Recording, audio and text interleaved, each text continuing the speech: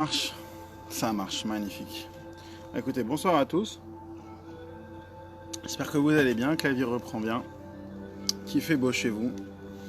Et ben nous on se retrouve, au Hachem, pour la suite donc des Sipouré Maasiot. Et la dernière fois on avait raconté on était sur l'histoire du Chacham et du Tam. Donc ceux qui ont déjà suivi les précédents épisodes, c'est-à-dire les 3 premières parties. Vous êtes à jour, les autres je vous invite à les voir.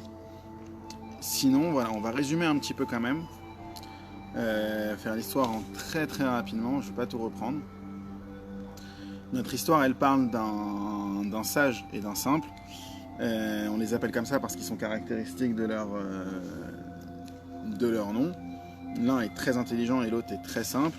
Et on voit que finalement l'intelligent, le sage réfléchit avec beaucoup de logique et remet tout en cause. Il n'est finalement même jamais content de sa situation parce que il est sans arrêt à la recherche soit du mieux, du plus sophistiqué, ou alors même à chaque fois, il n'est jamais content de sa situation. Il veut chercher mieux, toujours mieux. Mieux, mieux, mieux. Et le simple, quant à lui, il est toujours heureux malgré le fait que chaque chose qu'il apprend, c'est très difficile. Alors que l'autre a une intelligence, en 3 mois, il apprend tout. Le simple, en 3 mois, il apprend pas un métier, il faut qu'il apprenne ça en 3 ans, et encore, il est vraiment pas bon. L'autre, en 3 mois, il a appris et il surpasse son professeur. Et donc, le sage a appris, le Chacham a appris toutes les sortes de métiers, et le simple, lui, la seule chose qu'il sait faire, c'est des chaussures à 3 coins. Donc voilà, on a donc un sage et un simple qui sont bien caractéristiques. Et on a vu la dernière fois toute la partie où donc on a vu que le roi du pays, il s'était intéressé à ces 2 personnages parce qu'ils sont très très charismatiques dans leur ils sont très, disons, voilà, l'un est très intelligent tellement qu'on l'appelle le sage, l'autre est très simple tellement qu'on l'appelle le simple. Et du coup, lorsqu'il voit dans les registres royaux, il voit le sage et le simple. Il se dit tiens, c'est bizarre, personne s'appelle le sage et le simple, surtout dans un registre. Appelez-les-moi, je veux savoir qui c'est. Il envoie donc deux messagers. La dernière fois, on avait lu toute l'histoire du messager, du simple, du Tam, qui est donc venu voir notre ami. Le roi a envoyé un simple pour parler au simple et un sage pour parler au sage, 2 émissaires. Le simple, l'envoyé du roi, il va voir notre ami le Tam. Il lui dit écoute, le roi il veut te voir. Voilà, j'ai une lettre, le roi il veut te voir. Tu es sûr, c'est pas pour se moquer de moi? Non, je suis sûr, tu peux venir. Et il vient. Et il est très heureux. Et on a vu toute l'ascension du simple, que finalement il est passé de cordonnier à gouverneur et de gouverneur à ministre. À chaque fois, le roi est de plus en plus impressionné par sa tmimout, par sa simplicité, comment il gère le pays. Chez lui, il n'y avait pas de fraude. Et c'était beau comment est-ce qu'il gérait le pays. Je tiens aussi à m'excuser auprès de Rabbi Nachman, parce que forcément, lorsqu'on aborde les contes, on ne peut pas atteindre la profondeur de tout ce qu'il a dit. Et des fois, on donne même quelques explications et des interprétations, mais c'est très très loin de sa pensée de base. Donc voilà, il faut se rappeler que ces contes, c'est pas juste des histoires. C'est quelque chose de très profond, on a vu. C'est des contes qui véritablement nettoient, un peu comme un Doliprane. Tu avales le Doliprane et il fait tout à l'intérieur de toi. C'est pareil pour les contes. Tu étudies les contes et il se passe des choses dans ta vie, c'est formidable. Je pense qu'on peut sauver le monde avec ces contes. Ces contes ont le pouvoir de sauver le monde d'ailleurs, c'est certain. Voilà, donc maintenant on en est là, on voit que le simple il est gouverneur, et lui il a eu des réussites de fou, il a même appris la sagesse, entouré du roi il a appris la sagesse, mais il n'a jamais utilisé la sagesse. Lui, en fait, il était heureux du temps où il était cordonnier et qui crevait un petit peu la dalle chez lui, alors qu'on se rappelle, il mangeait que du pain, de l'eau, et pour s'habiller il avait une pelisse. Donc, et peu importe ce qu'il demandait, il pouvait demander du whisky, ce qu'il voulait, il avait du pain, de l'eau et une pelisse pour s'habiller, c'est tout. Un vêtement en peau de bête.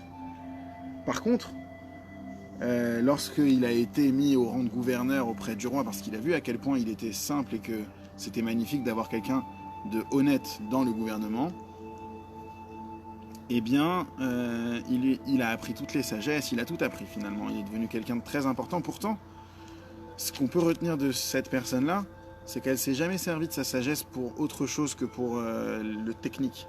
Voilà, il y a besoin de faire ça, j'ai besoin de me servir de cette connaissance-là. Voilà, c'est tout. Mais jamais, lui, il est toujours resté tam, il est toujours resté le même. Il était heureux avant et il est heureux après. Donc lui, vraiment, c'est quelqu'un qui est tout le temps Bessimcha. Un vrai Breslev, ce mec. Srouta Rabbeinu. Il est magnifique, ce cordonnier, qu'on prenne exemple sur lui, amen. Alors voilà, maintenant on va voir l'épisode de ce qui s'est passé avec le sage, le Chacham, celui qui réfléchit tout le temps. Alors lui, faut faire attention, hein, c'est pas le Chacham tel qu'on l'entend, le grand érudit et tout ça. Lui, c'est un érudit qui fait mauvaise utilisation de son intelligence. On va voir comment. Effectivement, l'envoyé du roi, donc, lui aussi était sage, hein, l'envoyé du roi. Il va voir notre ami le Chacham, le sage, donc notre personnage à nous. Et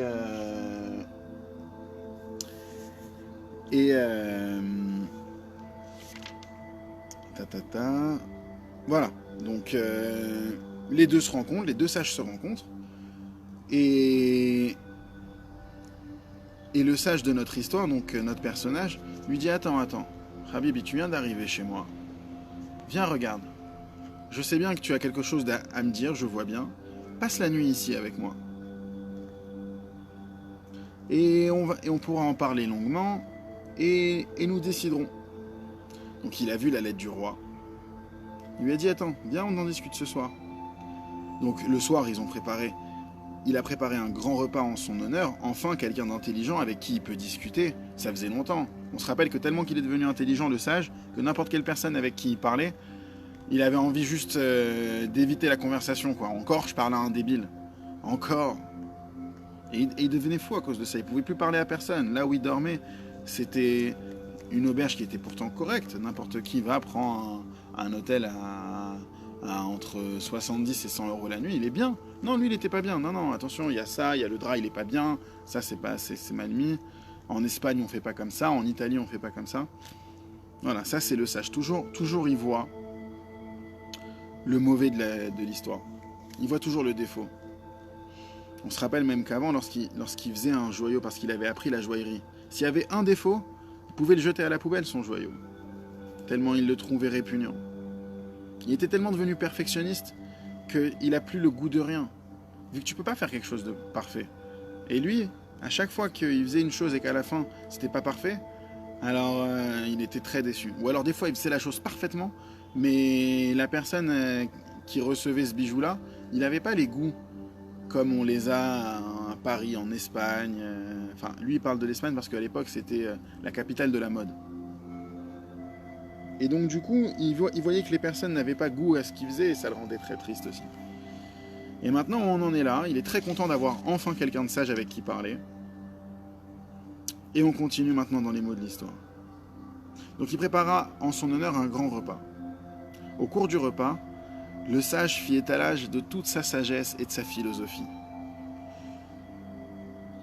Et il prit la parole et il déclara. De quoi s'agit-il ?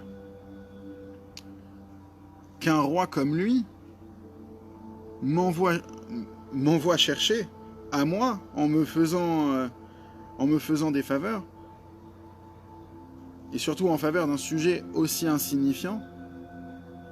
En quelque sorte, ici, Rabbi Nachman, il écrit le bas des genoux que moi. Ça veut dire, en gros, et quoi ? Il vient me voir à moi. Lui, c'est le roi, c'est quelqu'un d'extraordinairement grand. Il vient me voir à moi. Ça n'a aucun sens.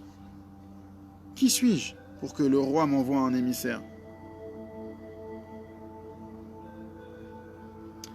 Pourtant, un tel roi, il possède une autorité, une grandeur. Alors que moi, je suis bas et méprisable. Devant un roi si grand et si redoutable. C'est pas logique ton histoire. Tu viens m'amener une lettre du roi à moi. Quel rapport ? Commence à réfléchir comme ça. Comment une telle chose est-elle concevable à l'esprit ? Regardez comment est-ce qu'il réfléchit. À savoir qu'un roi, tel que lui, dépêche quelqu'un en faveur d'une personne aussi insignifiante que moi ? Ça n'a aucune logique. Mais regardez jusqu'à où il va aller. C'est pas seulement qu'il trouve que ça n'a aucune logique. Regardez bien. Pourquoi le roi, il dispose pas des sages? Il n'a pas des sages autour de lui, le roi. Pourquoi est-ce qu'il a besoin de venir me voir à moi?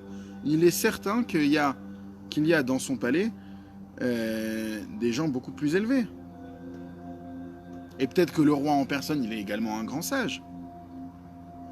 Qu'est-ce que cette chose-là que le roi me demande à moi? Ça n'a aucun sens. Et il était totalement abasourdi.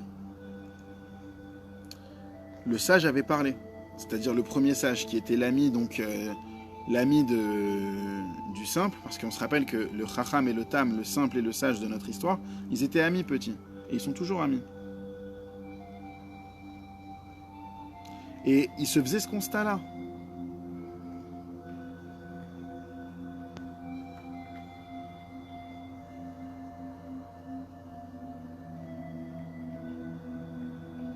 Et donc du coup, il était très étonné et il va aller jusqu'à dire quoi à l'émissaire? Écoute-moi bien ce que je te dis. Je vous la raconte un peu. Sache que ce que je te dis, c'est qu'à mon avis, la chose étant compromise est forcément claire. En vrai, il n'y a pas du tout de roi dans le monde. Écoute bien ce que je te dis, mon cher émissaire. T'es venu de loin, je sais pas pour qui t'es venu. Mais sache qu'en vrai, il n'y a pas du tout de roi dans le monde. Tout ça, ça n'existe pas. Tiens, pourtant il vient l'émissaire avec une lettre du roi. Non, mais parce que c'est pas logique, tu comprends? Pourquoi est-ce qu'il viendrait chercher quelqu'un comme moi? Et au final, ils ont réfléchi toute la nuit, et il en est venu à la conclusion que finalement, non, le roi, il n'existe même pas. À force de réfléchir, on peut nier les choses les plus basiques. Faire attention à la réflexion. Et le monde entier s'égare. Et le monde entier est dans une folie, en pensant qu'il existe un roi. Vois et comprends comment une telle chose est possible. À savoir que tous les habitants du monde se livrent eux-mêmes en s'appuyant sur un seul homme qui est le roi. Et moi je te dis que le roi il n'existe pas. Il est évident qu'il n'existe absolument pas de roi. Il en est venu à la conclusion que manifestement le roi n'existe pas et que tout ça c'est une histoire inventée.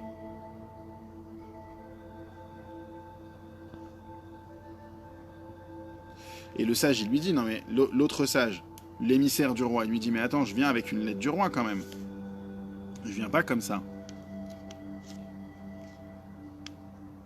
Et le sage il continue, et notre sage à nous, notre racham, il continue dans sa réflexion, il dit mais attends. As-tu reçu en personne la lettre du roi? Est-ce que toi, en personne, le roi, il te l'a donné comme ça? Non. C'est un homme qui m'a remis la lettre du roi. Forcément, c'est un émissaire, on parle pas directement au roi. Et son intérieur... Et du coup, l'autre, il lui répondit, ah, maintenant, tu vois, de tes propres yeux, combien mes paroles sont justes. À savoir qu'il n'y avait pas du tout de roi. Ça me fait penser un petit peu en ce moment. C'était quoi? C'était la semaine dernière. La semaine dernière, je vais visiter un copain. Je vais dans un supermarché. Je devais récupérer un truc. Et le gars, il me fait mais enlève ton masque. Je dis mais pourquoi enlève ton masque? Il y a une épidémie partout dans le monde. Je vais pas enlever mon masque. Il me dit mais non. T'as déjà vu quelqu'un toi qui a le corona? Il m'a dit ça. J'ai pensé à cette histoire. Je lui ai dit non, mais c'est pas parce qu'on te le dit pas qu'il n'y a pas. Il m'a dit mais si, regarde, demande à ton voisin, tu vas voir, même lui, personne, il a vu personne. Et l'autre, il a vu personne. Comme ça, les gens...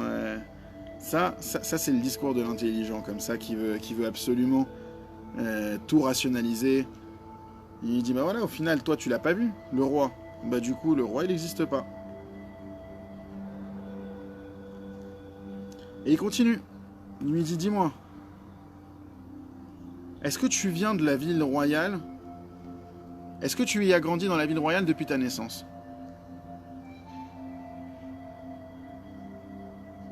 Il lui dit que oui.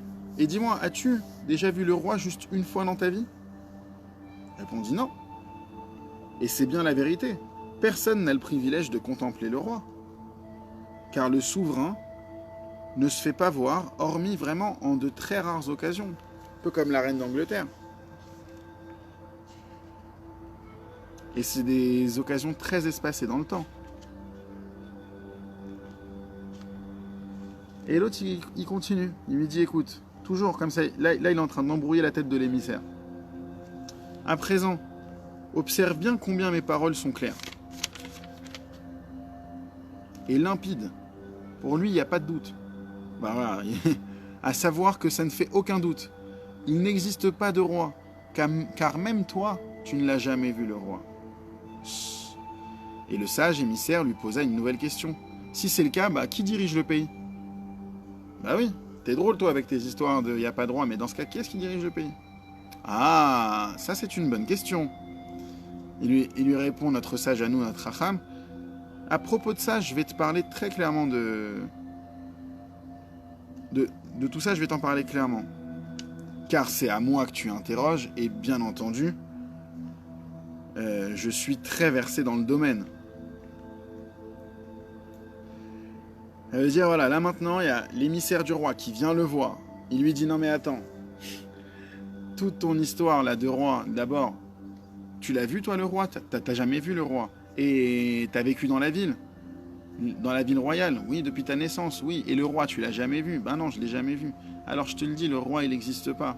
L'autre, il lui dit, mais dans ce cas, qui est-ce qui dirige le pays? Elle est bien ta réflexion, ok, c'est logique. Personne n'a vu le roi, alors peut-être bien que le roi n'existe pas, on peut remettre en doute.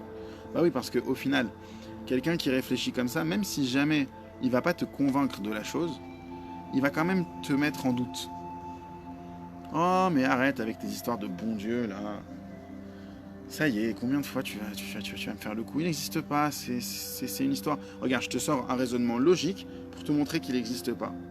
Combien même tu le crois pas, faut faire attention d'entendre des paroles comme ça, parce que ça peut te mettre en doute. Même à l'intérieur de toi, tu vas en parler à personne, mais tu peux avoir des doutes à cause de ça.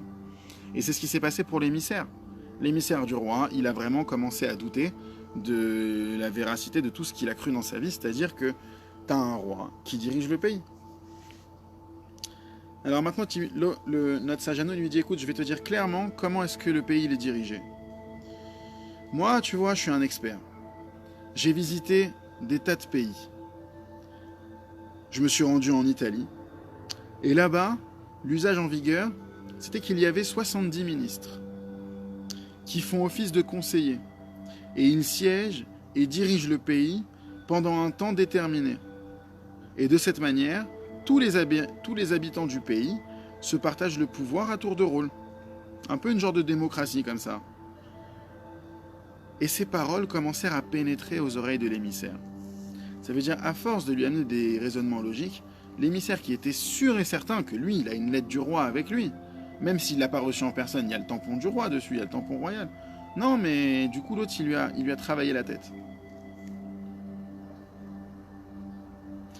Et jusqu'à ce qu'il arrive à la conclusion, l'émissaire, et qu'il tranche dans sa tête et dans son cœur, à n'en pas douter, il n'existe absolument pas de roi dans le monde entier. Waouh! Donc maintenant, même l'émissaire, il est convaincu qu'il n'existe pas de roi du tout dans le monde. Le premier sage, donc notre sage à nous, notre Racham, prit de nouveau la parole. Il lui dit, attends jusqu'au matin, je te clarifierai encore davantage les explications. En raffinant de plus en plus, en te démontrant qu'il n'existe pas du tout de roi dans le monde.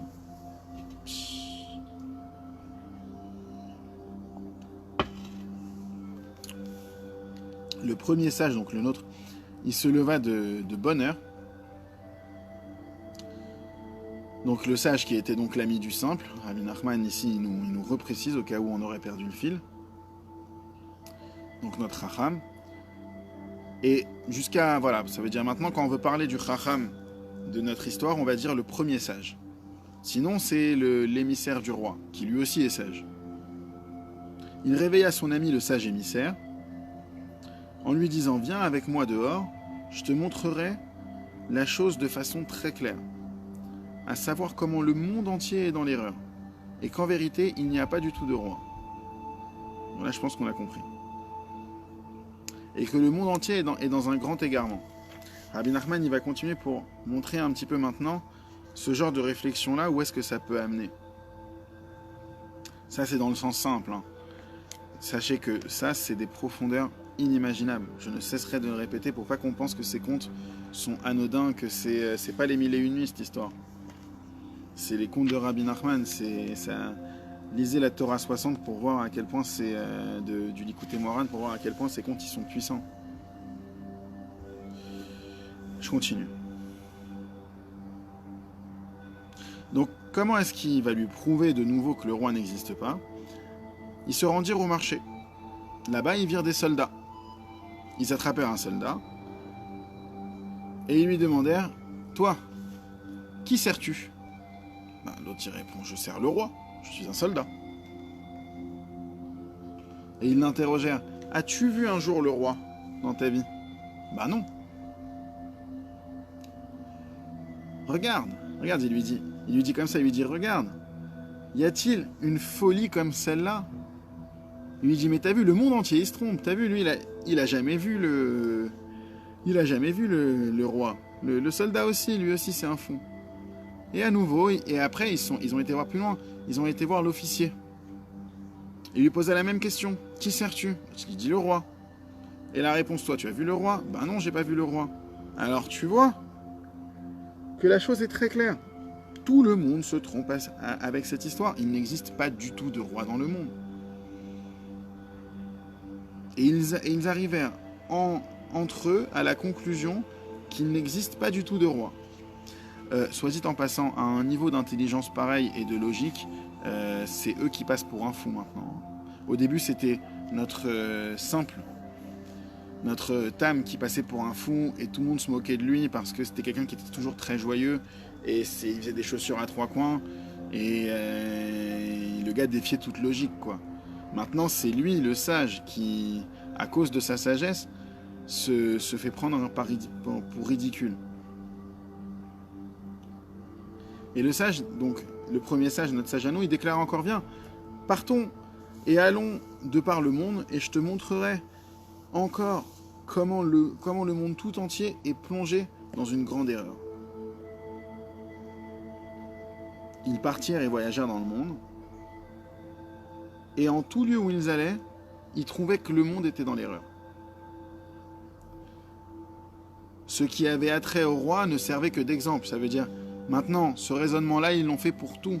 Pas que pour l'histoire du roi, ils ont fait ça pour tout type de raisonnement. Partout où se trouvaient des gens, partout où il se trouvait que les gens se trompaient, ils prenaient le roi pour exemple, en affirmant que si cela existait vraiment, à savoir qu'il y a un roi, ainsi en serait-il de cette chose-là. Ils s'en allèrent voyager jusqu'à ce qu'ils eussent épuisé tout ce qu'ils avaient en main. Bah oui, parce qu'ils voyagent. À un moment donné, ils ont plus une thune, les gars. Et ils commencèrent à vendre un cheval, puis le second. Regardez à quel point la sagesse, elle va les rendre pauvres. Et ils finirent par tout vendre, jusqu'à être contraints de voyager à pied. Ils interrogeaient les gens en permanence, et ils découvrirent que le monde était dans l'erreur. Donc ils voyagent de ville en ville, de pays en pays, et à chaque fois ils se rendent compte que les gens étaient dans l'erreur. Et peu importe si c'était gros comme une maison, ça a commencé avec le roi, mais à chaque fois qu'il y avait des personnages qu'on disait, lui c'est un personnage important, ah non mais qu'est-ce que tu me parles, lui d'abord c'est un bête, et en plus peut-être bien il n'existe pas. Enfin, il nous en aura donné du fil à retordre.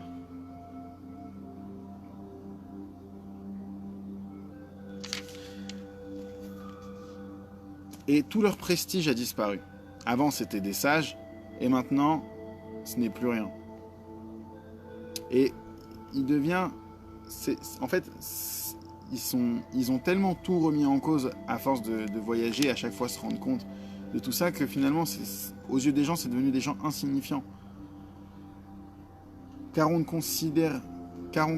considérait pas du tout des pauvres de leur niveau. Ça veut dire, eux se prenaient pour les rois du monde, mais en vrai de vrai, c'était des clochards. Et pardon pour les clochards, parce que eux, les pauvres, ils n'ont pas eu de chance. Eux, par contre, ils ont utilisé toute leur intelligence pour faire n'importe quoi. Et les événements s'enchaînèrent. Et ils continuaient à aller par monts et par vaux, tant et si bien qu'ils arrivèrent à la ville où habitait le ministre en question, qui n'est autre que notre ami le Tam, le simple. On se rappelle que le simple, le roi, lorsqu'il l'a vu, le simple, il a vu en lui les qualités d'un bon trésorier et d'un bon ministre. C'est quelqu'un d'honnête, même si c'est pas une grande lumière d'intelligence, et ben c'est bien. Lui au moins il gère les gens avec honnêteté, avec dignité, et il n'y avait pas de fraude du temps de sa gouvernance. Et on se rappelle que c'est l'ami du sage en question qui est devenu clochard tellement il a utilisé sa sagesse dans le mauvais sens. Et dans cette même ville se trouvait là-bas un Baal Shem authentique qui était très important car il accomplissait des choses prodigieuses et même parmi les ministres il était considéré et célèbre. Alors ça m'a pris quand même 2-3 lectures avant de bien comprendre c'était quoi le Baal Shem authentique. Le Baal Shem authentique ici, Rabbi Nachman il fait référence au tzaddik, c'est-à-dire la référence spirituelle de sagesse, le porteur du nom. Baal Shem, ça veut dire le propriétaire du nom, authentique. Et donc lui, c'est celui qui accomplit des choses prodigieuses. Il va être très important dans notre histoire. On arrive d'ailleurs à la fin de l'histoire.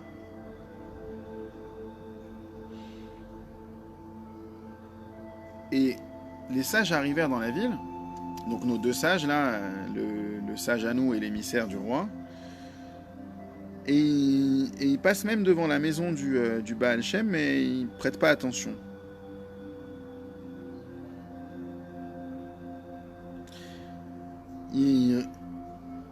Non, pardon. Donc ils s'en allèrent circuler dans la ville, et ils vinrent devant la maison du Baal Shem. Et ils virent que se tenaient là-bas plusieurs carrioles. Donc tu avais des chariots comme ça, au nombre de 45, avec des malades, des gens qui étaient souffrants. Le sage pensa que là-bas habitait un docteur. Et il souhaitait pénétrer dans sa maison, parce que lui-même est un grand médecin. On se rappelle qu'il a appris la médecine.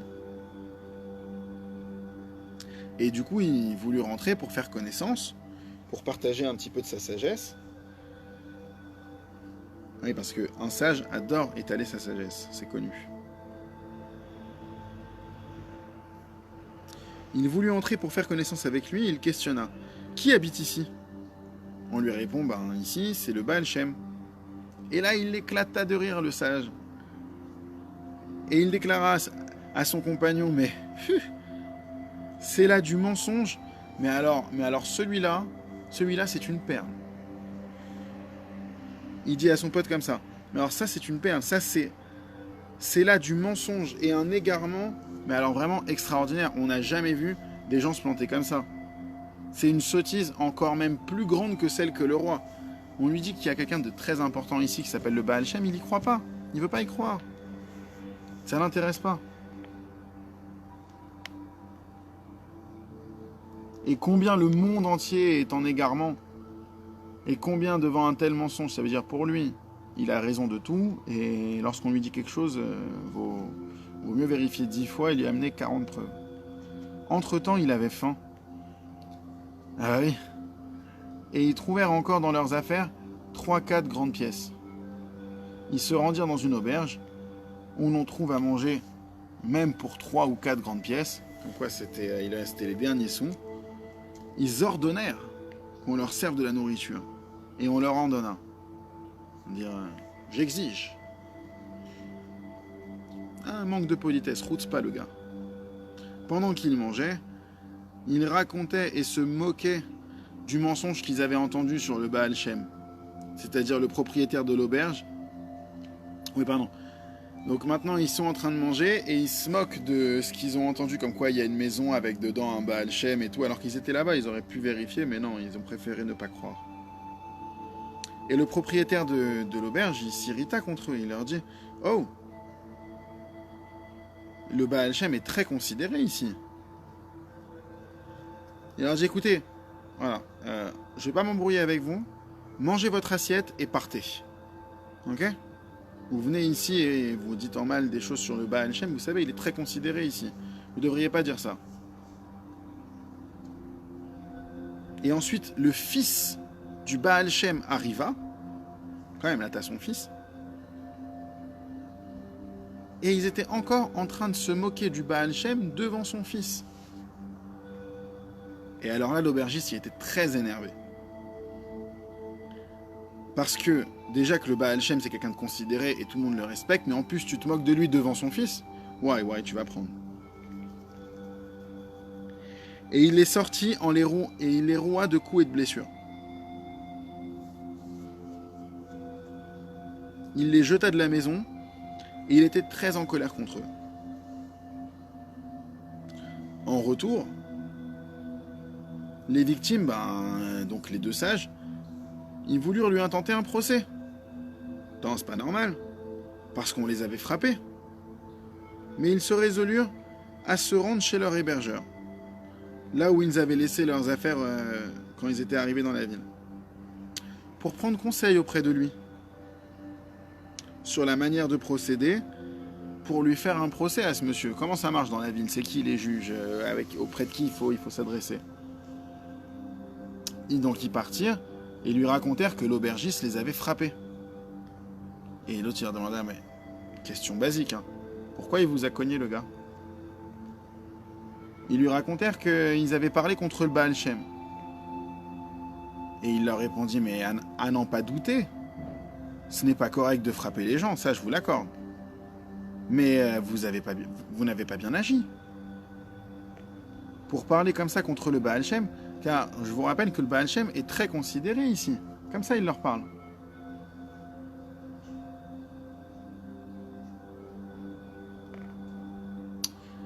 Les autres, toujours pas résolus dans leur histoire, ils virent qu'il ne valait rien de bien consistant, ce monsieur. Et que lui aussi, il était dans l'erreur, finalement. La personne qui les a hébergés, lui aussi, il est dans l'erreur. Ils le quittèrent et ils allèrent voir un fonctionnaire. L'employé était non-juif. Ils lui racontèrent l'histoire, à savoir qu'ils avaient été frappés. Il demanda « Pour quelle raison ?» Ils répondirent qu'ils avaient dit du mal du Baal Shem. Encore une fois, le fonctionnaire les frappa cette fois. Et il les roua de coups lui-même. Ça veut dire à chaque fois que tu vas parler en mal de lui, arrête, on va te frapper. Et encore une fois, il les rejeta de sa maison. Ils passèrent d'un homme à un autre, d'un gouverneur à quelqu'un de plus haut placé, jusqu'à ce qu'ils arrivent devant même le ministre précité. Donc ils sont arrivés devant la plus haute instance de la ville, qui est, bien sûr, notre ami le Tam.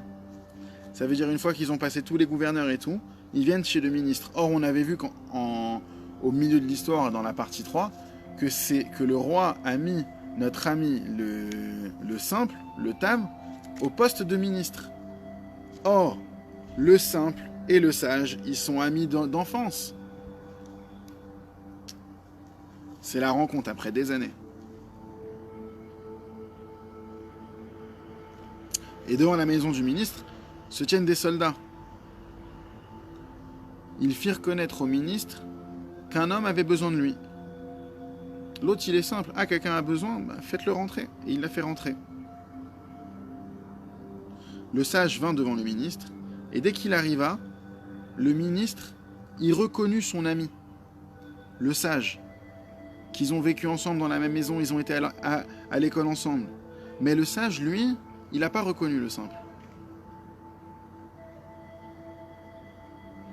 Parce que à l'époque, il n'avait pas la même tenue. À l'époque, il avait une pelisse, il était mal fringué. Et là, maintenant, il a les habits d'un ministre, donc il ne l'a pas reconnu.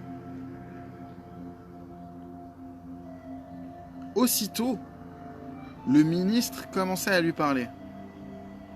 Il lui dit d'abord, il révéla son identité. Et en plus, il lui dit, mais regarde, où est-ce que ma simplicité m'a conduite à une grandeur comme celle-là?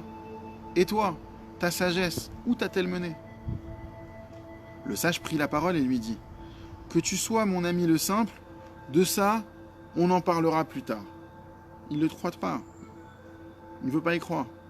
À présent, rends-moi justice parce qu'on m'a frappé. Il lui demanda pourquoi est-ce qu'on t'a frappé. Il lui répondit parce que j'ai parlé contre le Baal Shem, qui n'est que mensonge et escroquerie.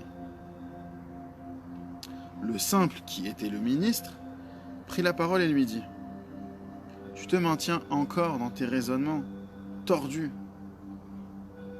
Littéralement, comme il a écrit Rabbi Nachman, sophiste. Regarde, tu as dit que tu pouvais atteindre mon niveau facilement. Tu te rappelles quand tu as dit ça? Que tu pouvais atteindre mon niveau facilement? Et que je ne pourrais jamais atteindre le tien? Observe maintenant. J'ai déjà atteint ton niveau. Alors que toi, tu n'as pas encore atteint le mien. Tu vois que maintenant la vie, les choses se sont inversées. Et que c'est pas parce que tu as été plus intelligent que moi que tu as mieux réussi. Que moi, ma simplicité, elle m'a apporté tout le kavod du monde. Tous les honneurs, finalement, le simple les a reçus. Et même avec ça, il s'en fout des honneurs. C'est pas son truc. Lui, c'est un simple. Il était heureux quand il avait son bout de pain, son eau et sa pelisse. Et il est heureux lorsqu'il est gouverneur, ministre et qu'il fait la loi dans tout le pays.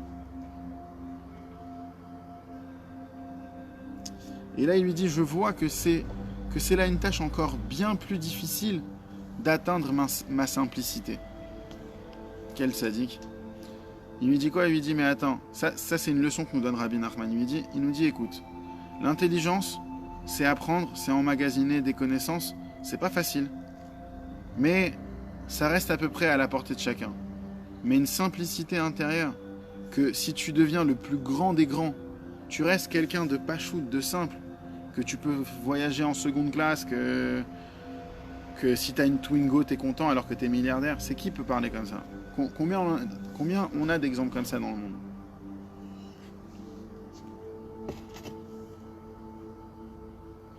Malgré tout, du fait qu'il l'avait déjà connu, du temps de sa grandeur, il ordonna qu'on lui donne des habits pour se vêtir. Ça veut dire, quand même, c'est son ami. Donc il le voit dans la galère comme ça, qu'il a pas de vêtements sur lui quasiment. Le ministre, il prend, il lui dit, écoutez, ramenez-moi des vêtements, habillez-le-moi, lavez-le-moi, redonnez-lui un petit peu, il lui donne la tzedaka, quoi. Il lui demanda de bien vouloir manger en sa compagnie, et ils se mirent à parler ensemble. Le sage commença à lui exposer ce qu'il avait dans son esprit, c'est-à-dire tous ses raisonnements, à savoir qu'il n'existe pas du tout de roi. Le simple, qui était ministre, se mit en colère. « N'ai-je pas vu, moi, en personne, le roi ?» Bah oui, il avait fait une interview avec le roi, où ils avaient même parlé de grande sagesse, finalement. Et le sage lui répondit en ricanant. « Sais-tu en personne qu'il s'agissait bien du roi ?» Même là, il va commencer à lui faire un truc, il va lui dire, mais comment t'es sûr que c'était bien le roi? Peut-être c'était un gars déguisé, après tout. Le connais-tu, ainsi que son père et que son grand-père, qui étaient eux-mêmes rois eux aussi? D'où sais-tu d'abord que c'était bien lui le roi? Les gens t'ont raconté que c'était le roi, mais ils t'ont trompé et ils t'ont induit en erreur. Et le simple, notre ami le Tam, il était extrêmement irrité à cause de ça. Vraiment. Mais ça l'énerve qu'on parle comme ça. Après tout, c'est son bienfaiteur, le roi. C'est lui qui l'a pris et qui l'a élevé au rang de gouverneur et au rang de ministre. Il lui a changé sa vie. Il veut pas qu'on parle comme ça. Et il niait carrément donc l'existence du souverain, notre ami le sage, et ça c'était terrible. Entre-temps, quelqu'un vint et dit, l'Azazel, c'est-à-dire le diable, a envoyé des émissaires après vous. Tiens. Le simple en fut extrêmement secoué. Il courut et raconta à sa femme, dans une grande frayeur, qu'il le cherchait. Donc là, en gros, comme si tu avais un esprit vengeur qui vient qui vient et du coup lui il est tout à fait, voilà, lui il est effrayé et sa femme, qu'est-ce qu'elle a fait tout de suite? Elle a convoqué le Baal Shem. Parce que tu as un problème dans la vie, tu vas voir le Baal Shem. Ici en l'occurrence, Rabbi Nachman fait référence du Tzadik Haemet.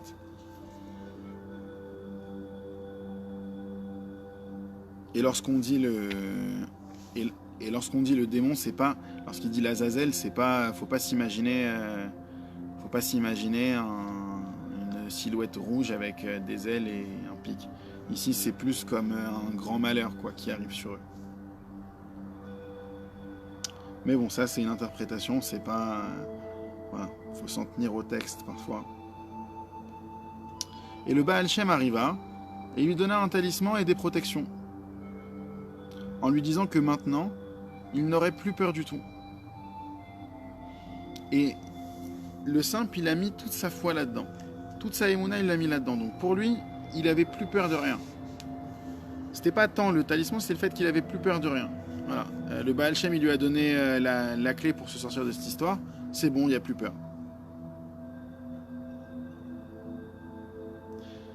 Le sage et le simple étaient assis ensemble. Et le sage demanda: pourquoi as-tu si peur? Il lui dit: c'est à cause de lui, il nous recherche, l'Azazel, il veut notre peau, t'as pas peur toi? Et il se moqua de lui. Comme d'habitude, hein, tu peux pas faire croire ça à quelqu'un d'intelligent. Crois-tu que le diable existe d'abord? Il lui répondit: sinon, attends, t'as bien entendu les gardes, ils ont dit le Azazel il va venir. Si c'est pas lui, alors c'est qui? Le sage reprit la parole, donc le Chacham, il lui dit: mais fais-moi sa description, vas-y, dis-moi à quoi il ressemble. C'est certainement mon frère qui voulait me voir et il demande après moi, en se servant d'une ruse. Ça veut dire même là, il va aller chercher un raisonnement logique pour... il veut pas accorder de foi à rien du tout, ce mec. Il va même penser que voilà, non mais t'inquiète, c'est que c'est mon frère. Il vient, il me fait souvent des trucs comme ça, des coups de flip, un peu de ruse comme ça, t'inquiète. C'est connu, c'est mon frère. Et l'autre, et le simple lui dit: mais si c'est le cas, comment il a fait pour franchir tous les postes de garde? Il lui répondit: bah écoute, il les a certainement soudoyés. Quant à eux, disent-ils, par la fourberie et mensonge qu'ils ne l'ont... Attends.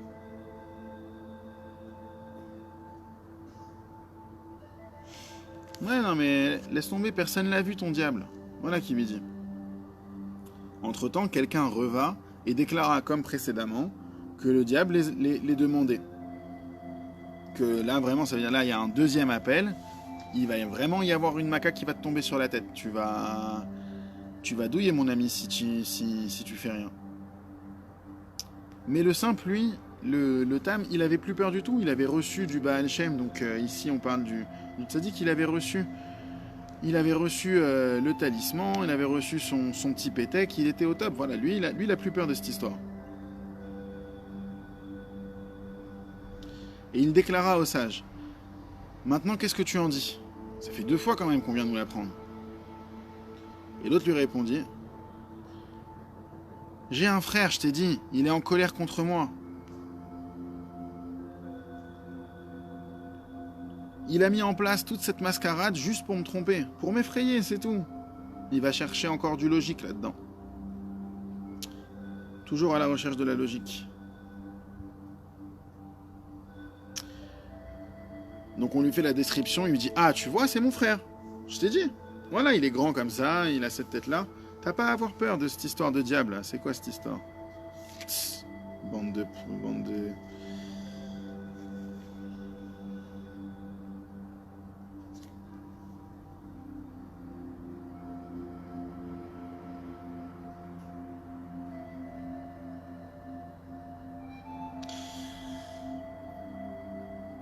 Il lui dit: écoute, laisse-moi partir, je vais aller le voir. Juste mets-moi quelques gardes avec moi, au cas où Au cas où on veut me faire du mal, j'ai quelques gardes avec moi. Il me dit ok. Très bien, tu veux aller, je t'ai prévenu.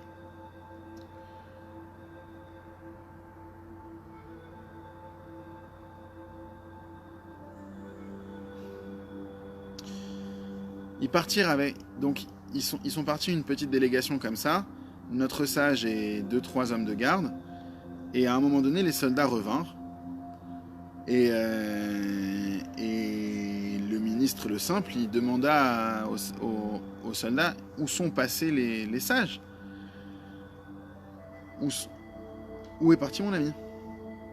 Ils répondirent qu'ils ne savaient pas du tout comment ils avaient disparu. Tiens. Mais ils ont disparu.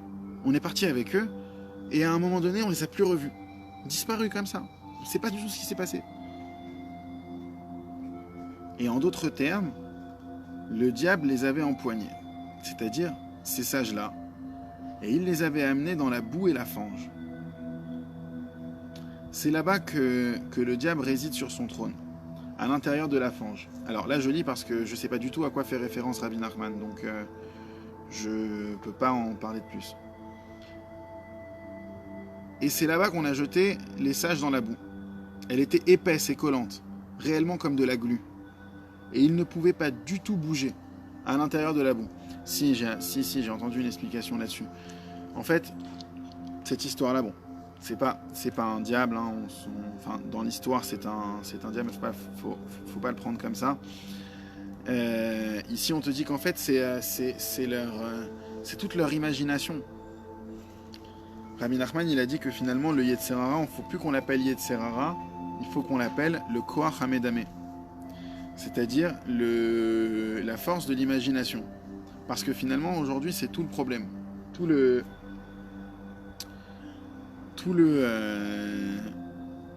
ce qu'il vient nous raconter ici, c'est que à cause de l'imagination et de la logique, tu mélanges un peu tout ça, ça te fait une fermeture d'esprit lourde. Et donc en fait, ici, dans l'histoire, ils sont collés avec de la glu dans une boue épaisse. C'est parce qu'ils n'arrivent pas à sortir de leur histoire. Ils sont en total sommeil. Ils ne bougent plus. Ok, ils n'ont plus aucun mouvement. C'est-à-dire que vraiment, ils bougent pas les mecs dans leur vie. Ils sont figés. Alors maintenant, venez, on revient dans l'histoire et on imagine que c'est vraiment un diable et qu'ils sont vraiment dans la boue. Et les sages criaient parce qu'on les faisait souffrir. Et ils leur disaient, mécréants, pourquoi nous faites-vous souffrir? Et d'abord, il n'existe pas le diable dans ce monde. Vous êtes juste des mécréants qui nous faites souffrir gratuitement comme ça. Et les sages, ils ne croyaient toujours pas que le diable existait, tout comme ils ne croient pas que le roi il existe, tout comme ils ne croient pas que le Baal Shem existe aussi. Et juste, ils affirmaient que c'était des méchants, finalement.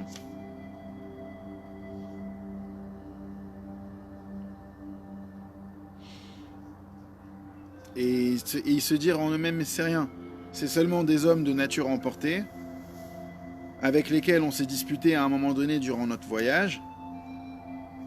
Et il n'y a pas à aller chercher plus loin que ça. Ce sont des idiots qui veulent nous faire souffrir. Et ils furent accablés de grands maux pendant plusieurs années. On n'a pas fini l'histoire, il reste encore une page, mais sur ce truc-là, c'est très important, parce que lorsque tu vis dans une logique comme ça, comme le sage, et on voit c'est quoi la logique du sage en début de l'histoire, on disait, je ne vais pas reprendre, il faut revoir la première partie, on voit c'est quoi sa logique. Et lorsqu'on est dans une telle logique, eh ben,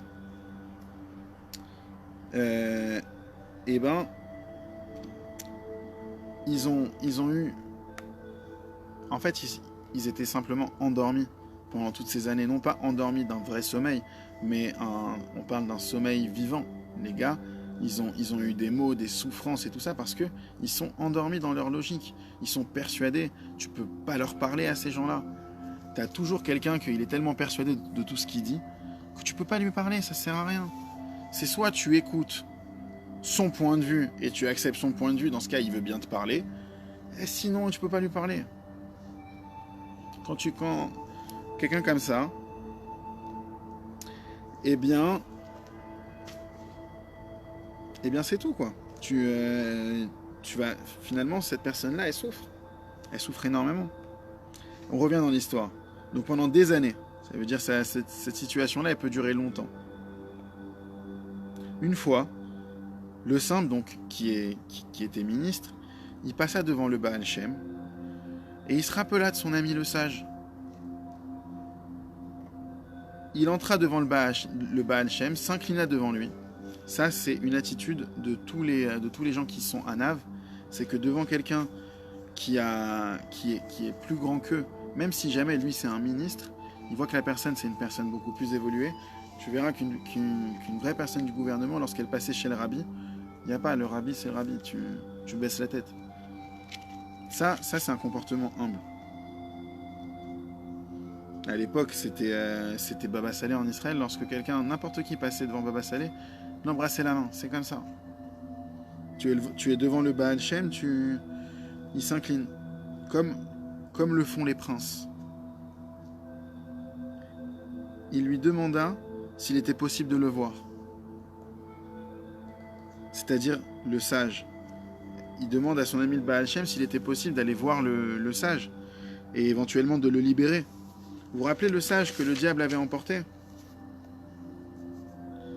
Depuis ce jour-là, je ne l'ai pas revu. Il lui répondit oui.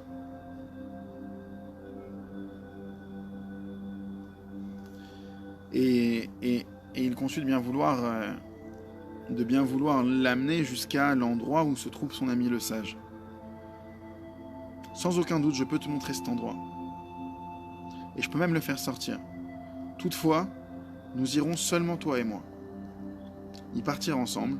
Le Baal Shem entreprit ce qu'il savait, c'est-à-dire ils se rendirent là-bas.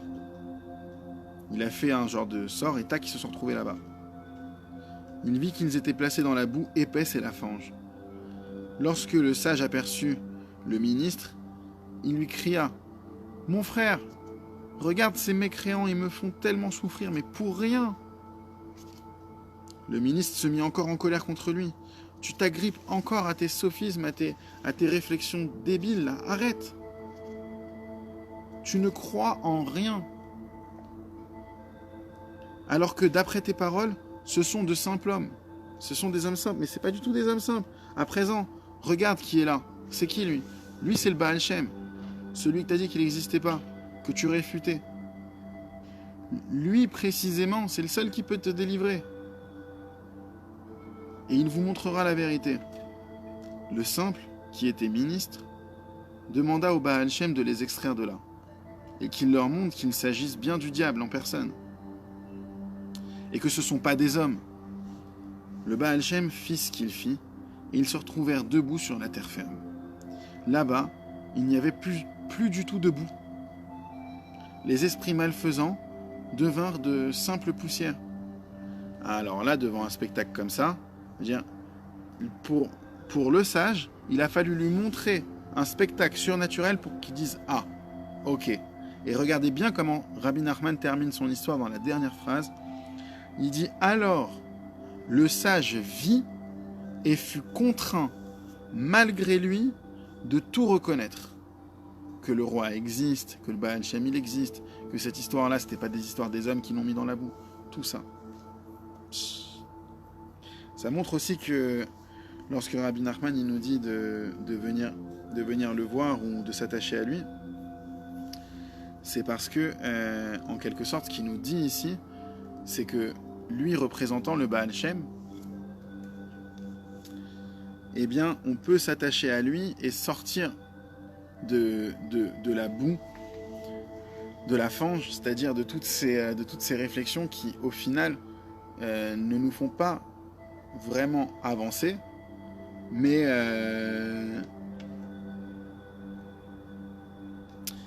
pourtant nous bloquent dans notre progression.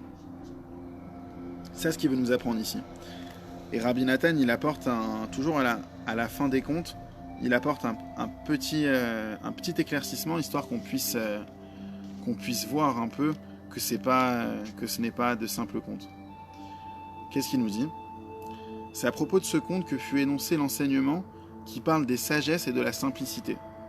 Donc pour tous ceux qui sont encore intéressés pour voir un petit peu la sagesse et la simplicité, Rabbi Nathan donne une adresse. Je rappelle, Rabbi Nathan, c'est l'élève de Rabbi Nachman, c'est lui qui a écrit tous les enseignements qu'il avait, enfin, tous les enseignements de Rabbi Nachman, il les a écrits quasiment, sauf le Likutei Moharan, ça a été écrit de la main de Rabbi Nachman, et quelques autres livres. Il nous dit l'adresse, c'est le Likutei Moharan c'est dans la Torah 19, c'est l'Otiot Bet, la partie 2. Et là-bas, il dit que l'essentiel de la perfection réside seulement dans l'intégrité et la simplicité. C'est le seul moyen d'être heureux. Sinon, c'est trop compliqué. Il aborde aussi le sujet d'Amalek, qui était sage et qui nia le principe fondamental, c'est-à-dire la divinité. Se référer sur place au verset dans les Proverbes, donc ici il donne une adresse, 24-16. 7 fois le tzaddik tombe et se relève, dont les lettres finales épellent le nom Amalek. En effet, toutes les chutes sont principalement causées par les sagesses. C'est-à-dire qu'à force de se faire des idées, on tombe dans des fausses idées, et au final, on chute à cause de ça. De même, Agag, qui est la postérité d'Amalek, Agag, c'est dans Purim. On dit que c'est Aman à Agagi. En fait, c'est l'arrière, enfin je sais pas combien, grand-père de Aman. Et donc c'est la même descendance, tout ça, ça vient de la descendance d'Amalek. Et bien qu'il ait vu sa propre chute au moment où Shmuel vint chez Shaoul pour le mettre à mort, il ne croyait toujours pas que sa dernière heure était arrivée. Comme il est dit, Agag marchait avec des liens, Ma'adanot. En hébreu, ça se dit des liens, Ma'adanot. Ce que le Targum Yonatan traduit par avec plaisir, comme s'il n'avait pas du tout conscience de ce qu'il allait lui arriver, car il ne croyait toujours pas à sa prochaine disparition, jusqu'à ce qu'il voie de ses propres yeux son enroulement à la fin. Et c'est alors qu'il dit, certes, l'amertume de la mort a disparu. Car jusqu'à ce moment, il n'y croyait pas. Et là, il conclut Rabbi Nathan en disant, place ton regard sur l'histoire et tu comprendras des merveilles extraordinaires. Si la prière n'est pas réalisée comme il faut, elle est une chaussure à 3 extrémités. Ici, il te dit que la chaussure à 3 coins qu'il fait, c'est ça sa prière au gars. Lorsqu'il prend sa chaussure, comme on a vu dans la première partie, il prend sa chaussure, il la lève, il la regarde et il dit « Waouh, qu'est-ce qu'elle est belle, elle est magnifique, la chaussure que j'ai faite comme ça. » Il aime sa création. Et ça, c'est très important. D'ailleurs, c'est une des seules manières de ne pas trouver un métier technique lassant. Il faut regarder ce qu'on fait avec beaucoup d'admiration. Petit conseil. Et comprends bien cela. Réfère-toi à la fin du livre en consultant l'explication du Rav de Tchérin et tu verras de prodigieuses explications. Voilà. On a fini donc, c'était le 9e conte de Rabbi Nachman. C'était le conte du Chacham et du Tam. On a appris énormément de choses. Tout ce qu'on fait ensemble, c'est... voilà. Après, il faut prendre le livre et il faut le relire. Sinon, c'est dommage. Et il faut les re-relire. Et il faut les lire partout. Il faut les lire à la table de Shabbat. Il faut les lire partout. Ces contes, ils sont merveilleux. Ils sont merveilleux. C'est des très belles images. Lorsqu'on a la chance de grandir et qu'on a l'image du Chacham, du Tam, qu'on a l'image de la princesse disparue, qu'on a l'image du second du roi qui va le chercher. Toutes ces images-là, elles nettoient le cerveau. Donc voilà. On se revoit si Dieu veut mercredi, je pense. Mercredi soir, et on fera le conte du marchand et du pauvre, 10e conte de Rabbi Nachman. Alors, on est au 10e conte, mais on est à peu près à la moitié du livre, hein, parce que les autres contes sont très denses, un petit peu comme le conte du Chacham et du Tam. le conte du marchand pauvre, je crois que c'est pas un long conte, attention. Hein. Je crois que celui-là, il fait quelques pages. Ouais, il fait quelques pages. Et après, on va faire ma préférée, le conte du fils du roi et du fils de la servante qui a été échangé. Et bon, ça, on se le garde pour plus tard. Allez, des bonnes nouvelles.